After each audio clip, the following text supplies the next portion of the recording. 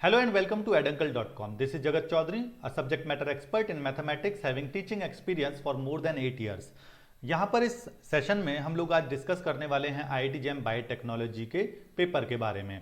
तो ये सीरीज का 4th पार्ट है और इस सीरीज में हम लोग पूरा बायोटेक्नोलॉजी का क्विक रिवीजन कर रहे हैं।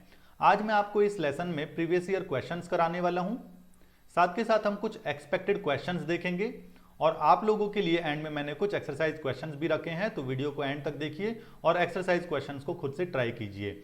आपसे अगर क्वेश्चन सॉल्व हो जाते हैं तो बहुत अच्छी बात है, नहीं होते हैं तो डाउट्स आप पूछ सकते हैं। तो आज के सेशन में आगे बढ़ते हैं और देखते हैं कि आज हम लोग क्या डिस्कस करने वाले हैं। इस सेशन में हम लोग डिस्कस करेंगे दो पार्ट्स को। एक तो होगा हमारा परम्यूटेशन एंड कॉम्बिनेशन, जैसे मैं पीएनसी लिख देता हूं, परम्यूटेशन एंड कॉम्बिनेशन। बेसिकली ये चैप्टर किस बात पर आपको पता ही होगा, काउंटिंग, मतलब किसी चीज को गिनो बिना काउंटिंग किए, without actual counting number of ways निकालना होता है। बहुत अच्छा चैप्टर है और लाइफ में भी इसके बहुत सारे आप यूज देख सकते हैं रियल लाइफ में। साथ के साथ आगे बात करें तो दूसरा हमारा टॉपिक होगा बाइनोमियल थ्योरम का। तो एक बाइनोमियल थ्योरम भी हम लोग आज कवर करेंगे IIT जैम बायोटेक्नोलॉजी के रेफरेंस से। यहां पर एक्सपेक्टेड नंबर ऑफ क्वेश्चंस की बात करूं तो 1 से 2 क्वेश्चंस आपको यहां पर मिलते हैं और ये 1 से 2 मार्क्स का ही आपको मिलता है। लेकिन आप इसका जो यूज है बहुत जगहों पर आप देख पाएंगे, तो काफी इंपॉर्टेंट है। कभी आगे भी जाकर के प्रोबेबिलिटी में भी इसके क्वेश्चंस जो है मिक्स प्रॉब्लम्स आ जाती हैं, तो आप उनके लिए भी तैयार रहें। आगे बात करते हैं डिफिकल्टी लेवल की। तो डिफिकल्टी लेवल इसमें बिल्कुल नहीं होता है, इसका लेवल बहुत ईजी होता है, बहुत इजी। लेकिन इंपॉर्टेंट बात यह होगी कि आपको माइंड खोल करके चीजों के बारे में सोचना होगा। आप किसी फॉर्मूले पर बेस्ड तुक्का ना मारें, रटे ना कुछ, आप उसके टोटल नंबर ऑफ वेज देखें, दुनिया में ये केसेस बन सकते हैं, तो आप बहुत आसानी से इसके क्वेश्चंस कर पाएंगे। इजी टू मीडियम लेवल इसका रख सकते हैं। चलिए जी, तो आगे बात करते हैं। आज हम लोग पहले हम देखते हैं क्विक रिवीजन जो हम करने वाले हैं इस लेसन में कवर। तो फंडामेंटल रूल्स ऑफ काउंटिंग सबसे पहले आपके पास आते हैं। आपके पास 2 फंडामेंटल रूल्स ऑफ काउंटिंग होते हैं। फंडामेंटल रूल्स ऑफ काउंटिंग क्या है कि भाई आप जो काउंटिंग कर रहे हो वो क्यों कर रहे हो, किस वजह से कर रहे हो और कैसे आप करेंगे। तो इसके लिए आपको 2 चीजों के बारे में समझना होगा। पहला होता है आपके पास, एक होता है आपके पास addition rule, fundamental rule of counting में एडिशन, और एक रूल होता है आपके पास मल्टीप्लिकेशन का। केवल ये 2 रूल काम आएंगे, ठीक है जी। इन्हीं से आप सारे के सारे फॉर्मूले बनाएं, क्वेश्चन सॉल्व करें, आपकी मर्जी। एडिशन रूल कब यूज होता है और मल्टीप्लिकेशन रूल कब यूज होता है। मान लीजिए आपने कोई काम किया, आपको कोई टास्क दिया गया करने के लिए, उस काम को आपने खत्म कर दिया, पूरा हो गया वो काम। जो आपको एक जगह से दूसरी जगह जाना था या कोई और चीज करनी थी, आपने काम पूरा कर दिया। आपको पता चला कि काम तो आपने पूरा कर दिया, लेकिन फिर भी कुछ बातें ऐसी पीछे अधूरी रह गई जिनके द्वारा वो काम किया जा सकता था, बट वो रास्ते आपने छोड़ दिए थे। तो इस केस में आप लगाएंगे एडिशन। में आपको बता देता हूं, आप क्या कर रहे हो, कोई काम कंप्लीट करते हो, कोई काम करते हो, वो कवर भी हो जाता है, कंप्लीट हो जाता है, लेकिन आपको फिर बाद में याद आता है कि यार कुछ तरीके और भी रह गए थे। तो जब अलग अलग केसेस बनेंगे तो पार्ट 1 और पार्ट 2 के टोटल नंबर ऑफ सॉल्यूशंस को हम ऐड करेंगे, राइट। इसमें काम खत्म होने के बाद नए सिरे से दोबारा शुरू करते हैं। दूसरा है मल्टीप्लिकेशन रूल। मल्टीप्लिकेशन रूल में क्या होता है, एक ही काम है, उसी को आपने अलग अलग पार्ट्स में तोड़ दिया है कि आधा हिस्सा यहां से करूंगा, आधा वहां से, आधा वहां से, आधा वहां से, ऐसे कर करके पूरा काम खत्म करेंगे। तो वहां पर आप मल्टीप्लाई लगाते हैं, हर एक के अलग अलग नंबर ऑफ केसेस के साथ मल्टीप्लाई लगाते हैं। मैं आपको बता दूंगा सारी चीजें कि कैसे करते हैं आप लोग, आपके दिमाग में हमेशा ये चलते रहना चाहिए, राइट। तो दूसरी चीज है, जैसे कि आप इसमें देखें, रो अरेंजमेंट अगर आपको करना है, पहली बात तो आपको पता होना चाहिए एडिशन कब लगाएंगे, मल्टीप्लिकेशन कब लगाएंगे। एक ही काम को डिवाइड किया बहुत सारे पार्ट्स में, हर एक के अलग अलग नंबर ऑफ वेज निकाले, सबको मल्टीप्लाई कर दिया, टोटल नंबर ऑफ वेज मिल गए, राइट। दूसरा है इसमें रो अरेंजमेंट। अगर आपको कुछ चीजें दे दी जाए कि भाई ये ऑब्जेक्ट्स हैं, आइटम्स हैं, इनको अरेंज कर दीजिए आप, तो आप रो में भी करवा सकते हैं और सर्कुलर अरेंजमेंट भी उन्हें दे सकते हैं। जैसे कि लोग खाना खाने के लिए एक राउंड टेबल पर बैठेंगे तो वो सर्कुलर अरेंजमेंट में आ जाएगा। अगर आप एग्जाम दिलवा रहे हैं बच्चों से और कह रहे हैं कि भाई एक रो में बैठ जाओ, तो वो रो अरेंजमेंट आ जाएगा, राइट। तो इसमें आपको क्या क्या देखना है। अगर मान लीजिए आपको n डिस्टिंक्ट ऑब्जेक्ट्स दे रखे हैं और n ही जगहों पर उन्हें रखना है, तो नंबर ऑफ वेज कितने होते हैं, n फैक्टोरियल, n ऑब्जेक्ट और एग्जैक्टली n ही जगहों पर रखना है। एक तो आप ये याद रखें। दूसरा क्या है, ये बना वहीं से है, मल्टीप्लिकेशन रूल से। दूसरा क्या है, अगर आपको n चीजों में से r चीजों को अरेंज करना है तो वहां पर क्या होता है, n factorial upon n minus r factorial, जिसे आप npr भी कहते हैं, NPR भी कहते हैं। मैं क्या कह रहा हूं, मान लो 5 बच्चे थे किसी क्लास में, आपने पांचों को बैठने के लिए कह दिया तो 5 फैक्टोरियल। आपने कहा 5 में से 2 को बैठना है, यहां पर 2 ही जगह है, 5 बच्चे हैं, 2 ही बच्चे बैठ सकते हैं जाकर के, तो आप वहां पर क्या करेंगे 5 फैक्टोरियल अपॉन 5 माइनस कितना R2 यानी कि इतना, 5 फैक्टोरियल अपॉन 3 फैक्टोरियल आपका उस केस में आंसर होगा जब आप अरेंजमेंट करना चाहते हैं लेकिन कुछ का। अगला है स्ट्रिंग और गैप। इसके लिए कोई फॉर्मूला नहीं, इसके लिए हम क्वेश्चंस पर देखते हैं कि क्या लगाएं कब लगाएं। स्ट्रिंग में क्या होता है, मान लो कोई चीजें ऐसी हैं जो साथ में रहना चाहती हैं, बिल्कुल, तो हम क्या करेंगे उन्हें एक बैग के अंदर बंद कर देंगे, एक बोरी के अंदर बांध देंगे, या कह देंगे एक रस्सी लेकर के उन चीजों को एक साथ बांध दिया और कह दिया कि तुम अकेले हो, अब तुम जहां जाओगे साथ जाओगे, तो वो हो गया स्ट्रिंग।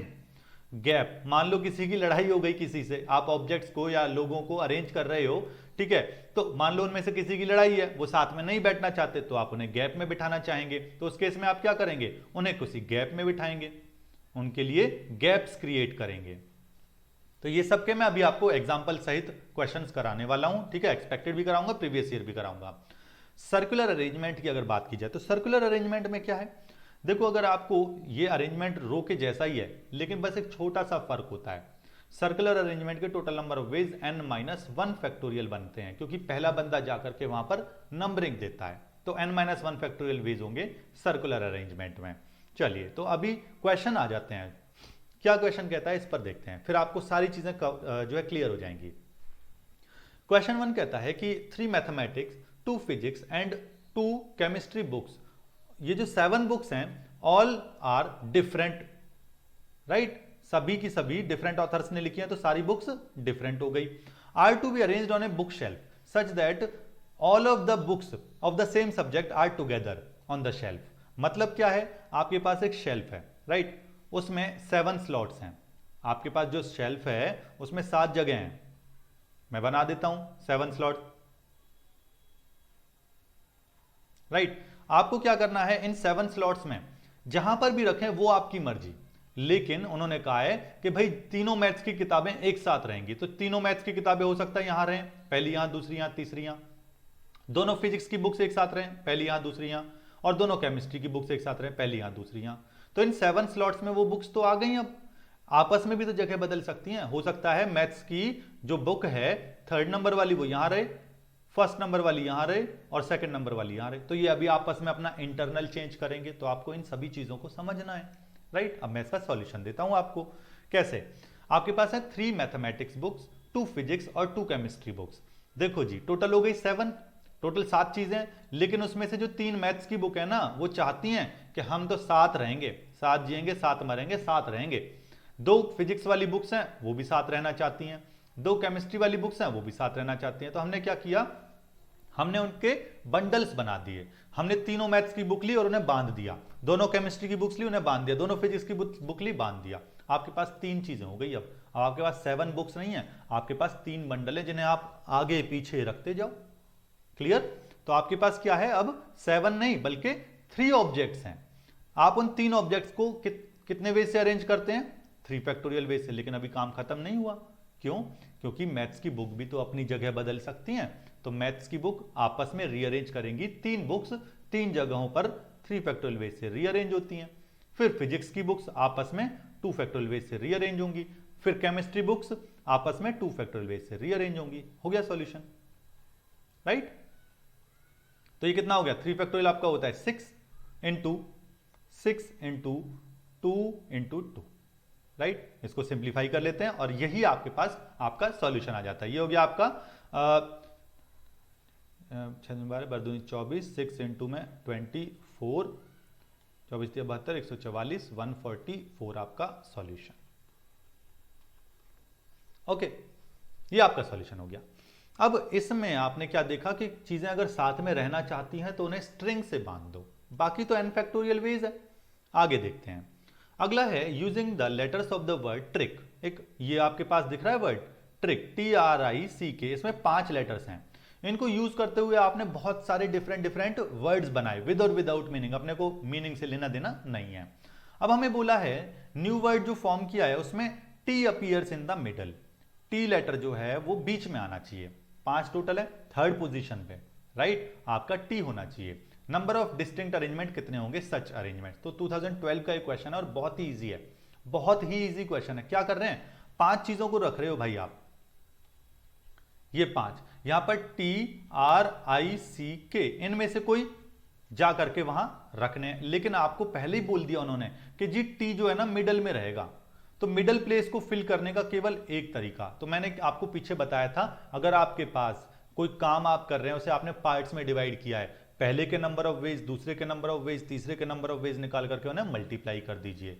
तो आप देखेंगे कि जो पहली पोजीशन है यहां पर आपके वर्ड्स बनेंगे, ठीक है ना, कभी वो कुछ बनेगा आर आई टी सी के, ये चलेगा, कभी कुछ होगा तो कभी कुछ होगा, ठीक है, इनका यूज करते हुए।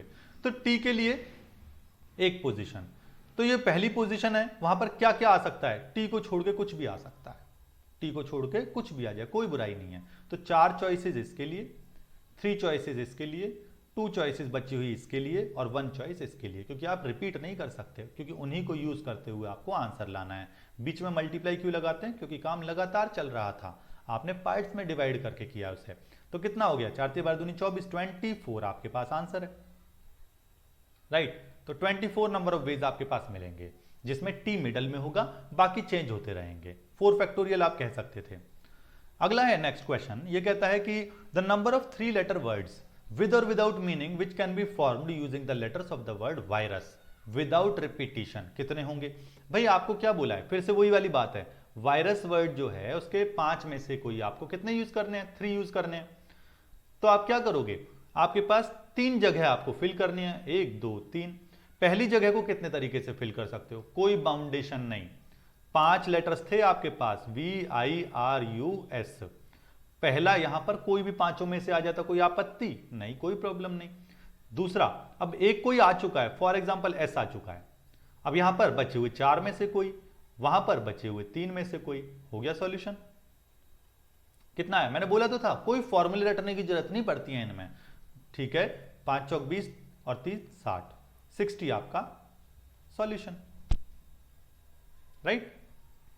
इसी को अगर आप अपने फॉर्मूले से कर रहे होते तो आप क्या कहते, थोड़ी देर पहले ही आपको मैंने बताया था, 5 में से 3 चीजों को आपको अरेंज करना है, तो 5 फैक्टोरियल अपॉन 5 माइनस 3 फैक्टोरियल, ये भी आपको वही दे रहा है, 5 इंटू 4, राइट, ये करके 5 into 4 into 3 into 2 into 1 upon 5 minus 3 2 factorial, तो 2 इंटू 1 आ गया, वही दिख गया, ये आपका फॉर्मूले से। बट फॉर्मूले की जरूरत क्या है, आप समझें बात को।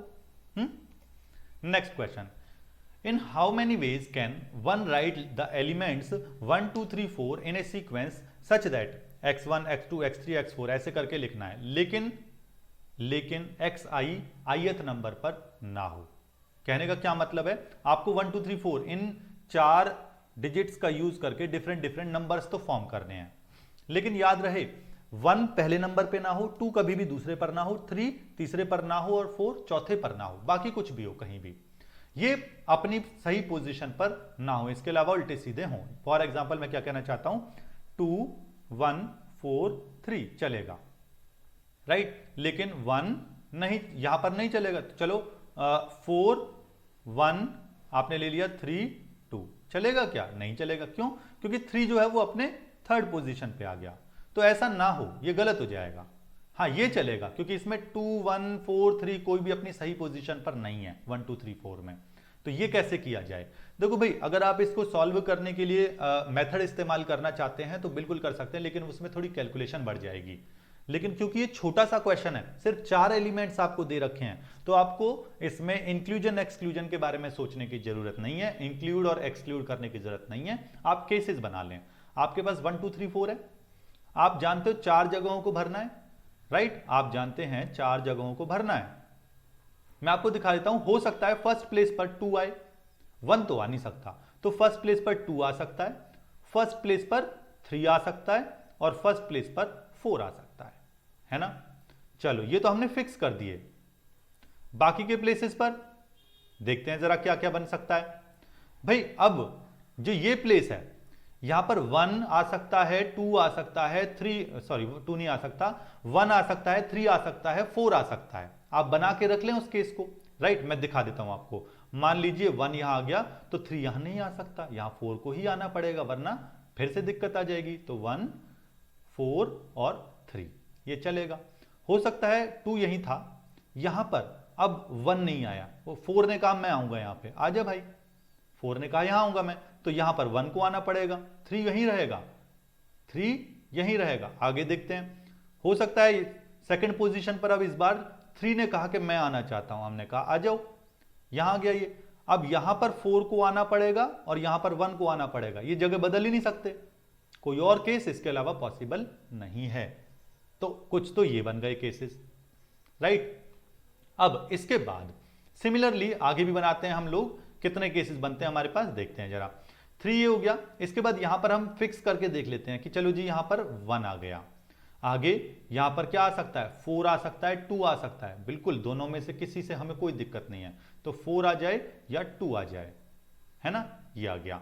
यहां पर हो सकता है, चलो 3 तो हमने फिक्स कर दिया था जी, अब यहां पर 2 तो आ नहीं सकता, यहां पर क्या 3 आ चुका, 1 आ चुका, हाँ जी, उसके अलावा ये दोनों आपस में इंटरचेंज नहीं कर सकते, तो यहां 4 आ सकता है, 4 आ सकता है, आ जाने दो, 1 और 2 बच गए, कोई कहीं भी आ जाए, 1 यहां और 2 यहां, हो सकता है 3 4 और 2 1 हो जाए। कितने हो गए, 6 केसेस हो गए। सिमिलरली अब 4 के लिए देख लेते हैं। हमने सारे केसेस बनाए क्योंकि बहुत ज्यादा बड़े केसेस इसमें नहीं थे, राइट, वरना आपको इंक्लूजन एक्सक्लूजन लगाना पड़ जाता। आपके आईआईटी जैम बायोटेक्नोलॉजी में बहुत बड़े लेवल के क्वेश्चंस इसमें नहीं दिखेंगे, बहुत सिंपल और आसानी से केसेस बनाए जाने वाले बिना फॉर्मूला रटे, राइट। चलिए देखें, अगला नंबर क्या हो सकता है, 4, यहां 1 हो सकता है, यहां 2 हो सकता है, यहां 3 हो सकता है। सिमिलरली यहां 4 के साथ इस जगह पर 2 बिल्कुल नहीं आ सकता यहां, ठीक है ना, 2 यहां नहीं आ सकता, तो यहां पर 3 आ सकता है, बिल्कुल आ सकता है, और यहां पर आपका 1 आ सकता है, यहां आपका 2 आ सकता है। सिमिलरली अब यहां पर ना 1 आ चुका है ऑलरेडी, 3, हाँ 3, यहां पर 2 और यहां पर 1, ये कितने हो गए आपके 9 केसेस, इसके अलावा कोई पॉसिबिलिटी नहीं है, मैंने सारे केसेस बना दिए। तो हमने सारे के सारे अरेंजमेंट किए हैं यहां पर, आप समझें इस बात को, मैंने सारे के सारे अरेंजमेंट देखे, क्योंकि सिंपल 9 थे तो बना करके देख लो, बहुत टाइम नहीं लगेगा। यहां पर आपको एक एक चीज बतानी थी, सारे अरेंजमेंट मुझे दिखाने थे तो समय लगा, लेकिन अगर आप इसके बारे में क्वेश्चन करना जब सॉल्व करते तो आप ज्यादा सोचेंगे नहीं, आप सोचेंगे कि केसेस क्या बनाने हैं, अच्छा केसेस ये हैं, देखो फटाक से आपके पास आंसर मिल जाएगा, सिंपल है ये। और कभी कभी किसी क्वेश्चन में अगर समय देना भी पड़े तो दो, क्योंकि गलत करने से ज्यादा बेहतर है आप उसे समय देकर के सही करें, एक एक नंबर की जो है वैल्यू होती है। अगला है, ए polygon has 44 diagonals, the number of its sides. भाई पॉलीगन जैसे ट्राइंगल हुआ या क्वाड्रिलेटरल हुआ या पेंटागन हुआ, आप कोई सा भी ले लें, या हेक्सागन ले लें, ठीक है, मैं कोई सा भी ले लूं, आप जैसा चाहे वैसा बनाएं, राइट। तो इन सभी में आप एक खास बात देख पाएंगे कि जितनी साइड्स होती हैं, टोटल नंबर ऑफ लाइन कितनी बनती हैं, n पॉइंट उतने ही वर्टिसेस हैं, जितनी साइड्स उतने ही वर्टिसेस, n पॉइंट्स से NC2 नंबर ऑफ लाइंस बनती हैं। उसमें से अगर मैं माइनस कर दूं नंबर ऑफ साइड्स को तो मेरे पास नंबर ऑफ डायगोनल्स मिलते हैं। तो नंबर ऑफ डायगोनल्स का फॉर्मूला आप ये याद रखें चाहे तो, डायगोनल्स कैसे मिलते हैं, टोटल दुनिया भर की sides minus total number of lines minus number of sides. इसको सॉल्व करते हैं, n minus 1 upon 2 minus n, ये आपके पास डायगोनल्स होते हैं। और इस क्वेश्चन में 44 दे रखी है वैल्यू, कितना आ गया, n minus 3 is equal to 88। आप चाहें तो अब ऑप्शंस पुट करके देख लीजिए, अच्छा रहेगा, कोई दिक्कत वाली बात नहीं है। या आप कैलकुलेट करना चाहते हैं तो इसकी आप वैल्यू भी कैलकुलेट कर सकते हैं। आप यहां से पाएंगे कि n की वैल्यू आपको -8 और 11 मिल रही है, क्वाड्रेटिक इक्वेशन है, सॉल्व कर ली, n square minus 3n minus 88 is equal to 0, दो वैल्यूज मिलेंगी -8 और 11। -8 इसको सेटिस्फाई कर ही नहीं सकती, नंबर ऑफ साइड्स नेगेटिव थोड़ी हो सकती हैं, 11 आ गया आपके पास आंसर। चाहे तो आप इसमें डायरेक्टली इसी पोजीशन पर भी ऑप्शंस चेक कर सकते थे, नहीं करने ऑप्शन चेक कोई प्रॉब्लम नहीं, आप क्या करें क्वाड्रेटिक सॉल्व कर लें, राइट। चलिए जी आगे बढ़ते हैं, powers of A prime number in n factorial. देखो पहली बात यहां 3 लिखा है, अगर यहां पर 2 देता, 5 देता, 7 देता, कोई भी प्राइम नंबर देता, मेथड सेम ही रहता। आप जानते हैं पॉलीगेनिक लॉ, इसको पॉलीगेनिक लॉ कहते हैं, पॉलीगेनिक लॉ। ये क्वेश्चंस काफी पूछे जाते हैं, अलग अलग एंट्रेंस एग्जाम में ये पूछा जाता है, राइट। पॉलीगेनिक का क्वेश्चन आ जाता है हर बार। बहुत सारे मतलब पूरे टाइम अगर देखें ना किसी एग्जाम में तो ये जरूर मिलता है, इतना देखा है मैंने ऑब्जर्वेशन में मैथ्स के। तो find 3 powers of 3 in 100 factorial, 3 की कितनी पावर्स आएंगी? तो पॉलीगेनिक लॉ कहता है कि किसी भी p नंबर, मान लो पावर्स ऑफ प्राइम निकालनी है, powers of p in n factorial, तो उसके लिए क्या तरीका होता है आपके पास? आप लिखें, मैं लिख देता हूं आपके लिए, n अपॉन p का greatest integer function plus n upon p square, p prime होना जरूरी है, का greatest integer function, n upon p cube का ग्रेटेस्ट इंटीजर फंक्शन, और ये कार्यक्रम चलता जाता है। भाई ये आगे तक कब तक चलेगा? 0 जब तक ना मिल जाए। मैं दिखाता हूं, यहां पर हमारे पास p की वैल्यू 3 है और n की वैल्यू 100 दे रखी है, राइट? तो 100 अपॉन 3 का ग्रेटेस्ट इंटीजर प्लस 100 अपॉन 9 का greatest integer plus 100 upon 80 27, right? 27 का greatest integer function plus 100 upon 81 का greatest integer function plus 100 upon 243 का ग्रेटेस्ट इंटीजर फंक्शन। आगे करने की जरूरत नहीं है, क्यों? क्योंकि भाई ये वैल्यू 0 हो गई ऑलरेडी। अगर ये 0 तो इसके आगे वाली सभी 0 होनी है। अब इन सभी को सॉल्व कर लें। 100 अपॉन 3 करेंगे तो 33.33 जो बचता है आपके पास, उसमें से आप पॉइंट वाला हिस्सा हटा दे तो ही तो ग्रेटेस्ट इंटीजर है। कितना मिला? 33 इसका इंटीजर, राइट? प्लस इसका इंटीजर 11, राइट? इसका इंटीजर 3, ओके? करते चले जाएं, नो प्रॉब्लम, प्लस 1। अब कितना मिला? इन सबको जोड़ दीजिए, ये आपके पास आ गया 33 प्लस 11 44 प्लस 48, ओवरऑल हो गया आपके पास 48, राइट? 48 आपके पास पावर्स ऑफ 3 आएंगी। जब आप 100 फैक्टोरियल को लिखोगे ना तो उसमें 3 की पावर 48 आ रही होंगी और बाकी कुछ ऐसा नंबर होगा जिसमें 3 की कोई पावर नहीं आएगी। 2 आएगा, 5 आएगा, आने दो, 7 आएगा, आने दो, लेकिन 3 कहीं नहीं आएगा। ये होता है तरीका, पॉलीगेनिक लॉ कहते हैं इसको। तो पॉलीगेनिक लॉ का क्वेश्चन मैंने आपको करा दिया है। आगे बढ़ते हैं अब हम नेक्स्ट क्वेश्चन की तरफ। नेक्स्ट क्वेश्चन क्या कहता है? ये सर्कुलर परम्यूटेशन का है। Out of 10 flowers of different colours, how many different garlands can be made if each garland consist of 6 flowers of different colour? Circular arrangement है ना, सर्कुलर अरेंजमेंट।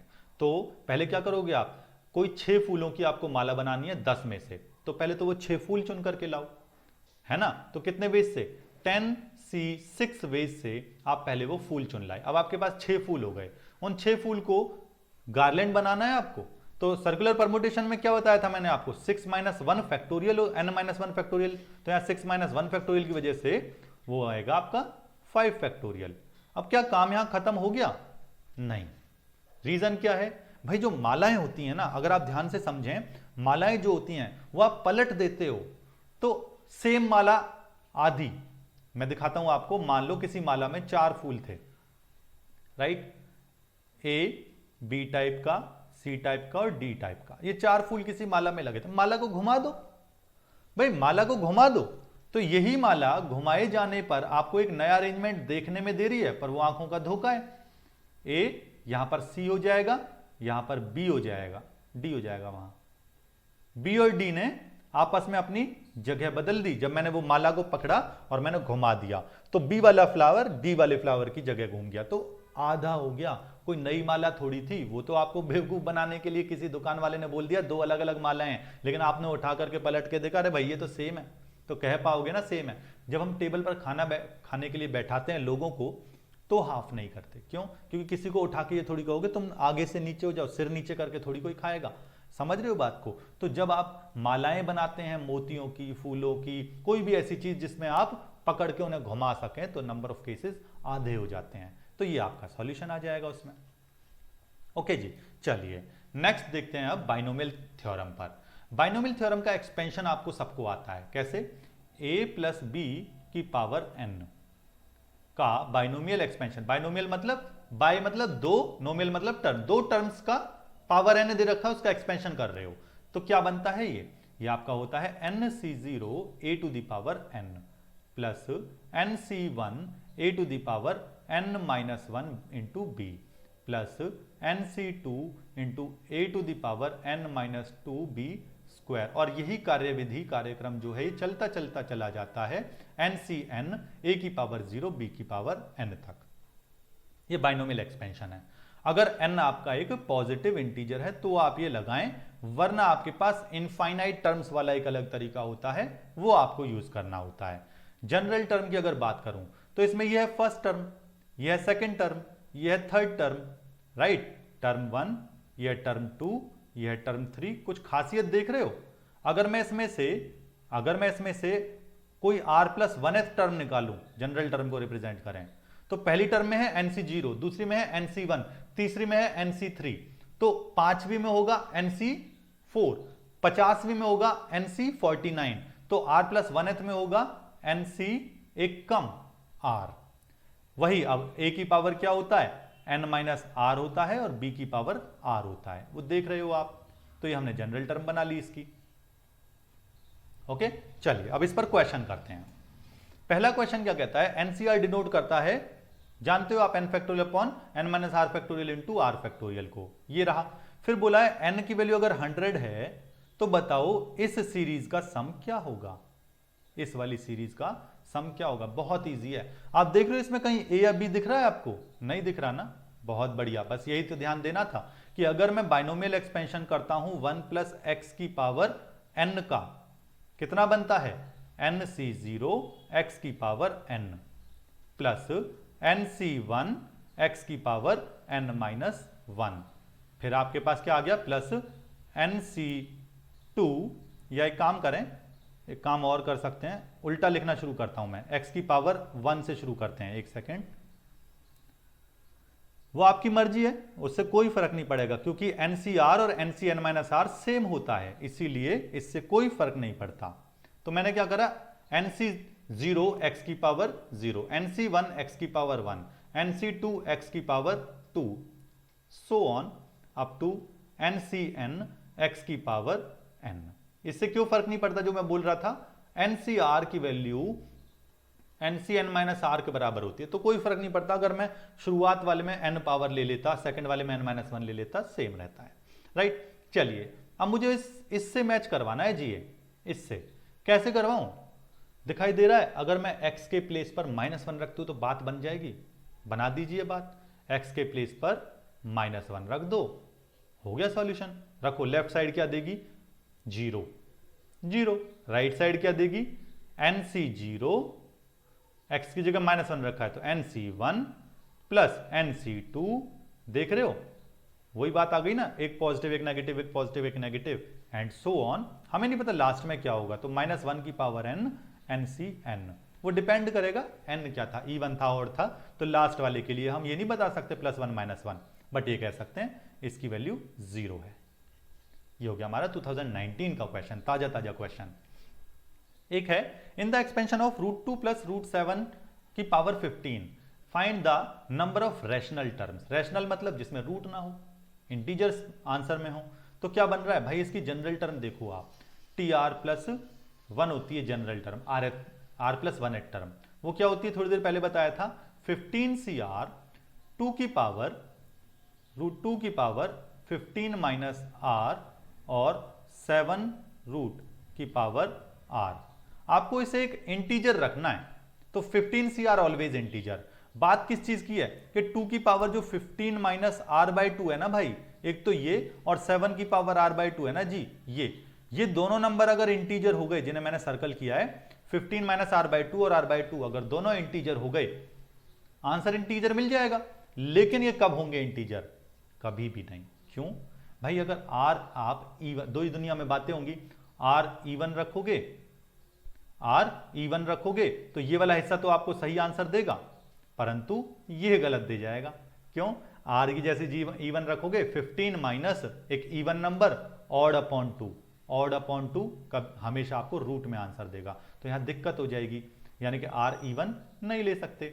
r ऑड लोगे तो ये पंगा देगा, वो आंसर देगा। तो इन दोनों में कभी भी आपको कोई रैशनल टर्म नहीं मिलने वाली, रैशनल टर्म नहीं मिलेगी। तो 0 rational terms in this, right. चलिए, तो ये क्वेश्चन है आपके लिए, देखें जरा, फाइंड 3 की पावर 2n और अपॉन 2 8 का great fractional part function. Fractional part मतलब जो पॉइंट के बाद बचता हिस्सा है ना, पॉजिटिव होना चाहिए, 0 से 1 के बीच में रहता है, ये 0 हो सकता है और 1 नहीं हो सकता, 0 से 1 के बीच में रहता है ऐसे, जो आपका फ्रैक्शनल पार्ट है। अच्छा, तो आपको करना क्या है, इसमें आपको बोला है इसकी वैल्यू बताई जाए, तो मैंने क्या करा है, इसमें बाइनोमियल एक्सपेंशन का यूज करने वाला हूं। मैं जानता हूं 3 की पावर 2n अपॉन 8, राइट, इसका फ्रैक्शनल पार्ट मुझे निकालना है। मैंने उसे लिख दिया 9 की पावर n अपॉन 8, क्योंकि 3 स्क्वायर 9 होता है। मैंने उसे लिख दिया 1 प्लस 8 होल की पावर n अपॉन 8।